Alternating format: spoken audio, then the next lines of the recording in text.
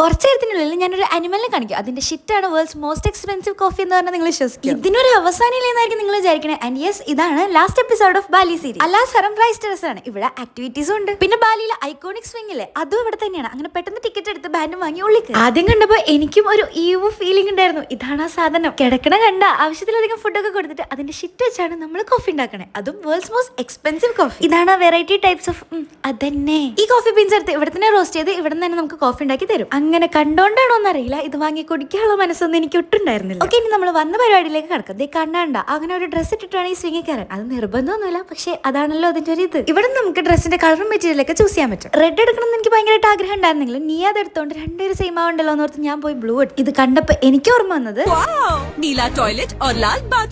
ഇതിട്ടിട്ട് ഒരു വീഡിയോ എടുക്കാൻ നോക്കുന്ന സ്ട്രഗിൾസ് ആണ് ഈ കാണുന്നത്. ഇവള് ഇതെങ്ങനെ നടക്കണേ, എനിക്ക് പറ്റണില്ലല്ലോ.